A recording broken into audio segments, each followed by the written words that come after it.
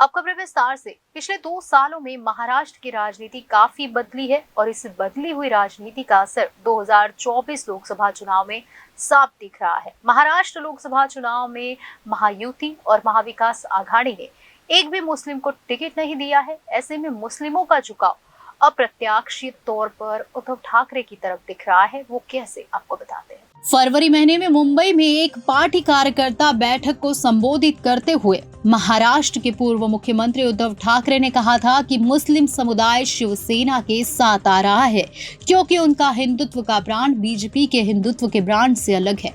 उन्होंने कहा था कि हमारा हिंदुत्व घरों में चूल्हा जलाने का काम करता है, जबकि बीजेपी का हिंदुत्व घरों को जलाने का काम करता है। उद्धव ठाकरे का उस बयान का 3 महीने बाद असर दिख रहा है। पहली बार ऐसा है कि बड़ी संख्या में मुसलमान उद्धव ठाकरे के साथ आ रहे हैं। उनका कहना है कि वे उद्धव की अगुवाई वाली शिवसेना के खेमे के समान व्यवहार से सुरक्षित महसूस कर रहे हैं।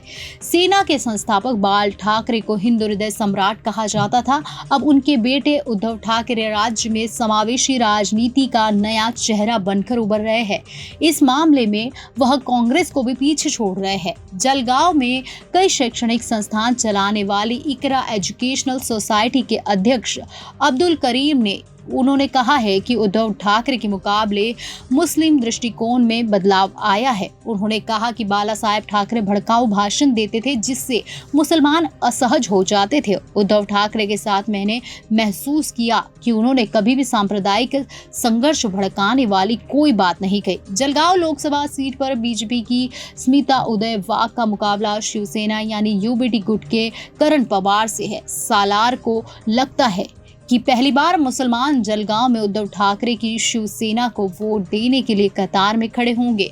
उन्होंने कहा कि प्रधानमंत्री के हालिया बयानों को बढ़ती मुश्किल उन्होंने कहा कि प्रधानमंत्री के हालिया बयानों और बढ़ती मुस्लिम आबादी के तथाकथित आंकड़ों को लेकर समुदाय में अच्छा माहौल नहीं है। पिछली बार 1% मुसलमानों ने भी बीजेपी को वोट दिया था, लेकिन इस बार ऐसा नहीं होने वाला है। मुसलमानों के बीच उद्धव ठाकरे की बढ़ती लोकप्रियता को पूरे राज्य में महसूस किया जा सकता है। अल्पसंख्यक समुदाय के लोग इसके अलग अलग कारण बताते हैं।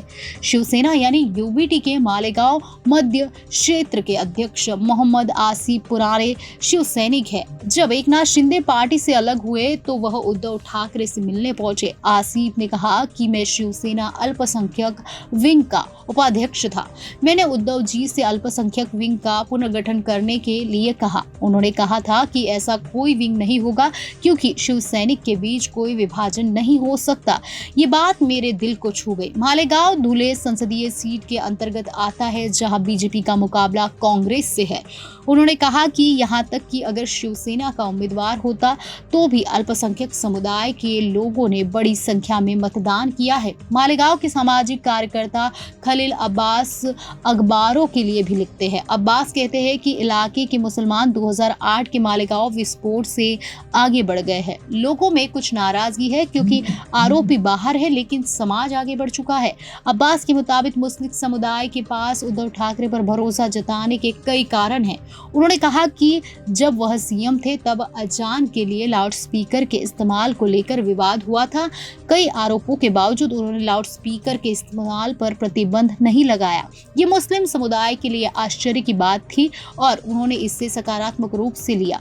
धुले में स्टील फर्नीचर की दुकान चलाने वाले 31 वर्षीय अब्दुल हुसैन मलिक ने कहा कि उद्धव ठाकरे सर्वधर्म समभाव की बात करते हैं। उन्होंने कहा कि सबको साथ लेकर चलने की बात करते हैं। मलिक याद करते हैं कि 2020 में पालघर की घटना के दौरान जब 2 साधुओं की हत्या हुई तो कई राजनीतिक दलों ने इसे सांप्रदायिक रंग देने की कोशिश की थी। उन्होंने कहा था कि एक मुख्यमंत्री के रूप में वह वास्तविकता के साथ मजबूती से खड़े रहे और मामले में किसी भी सांप्रदायिक कोण से इनकार किया।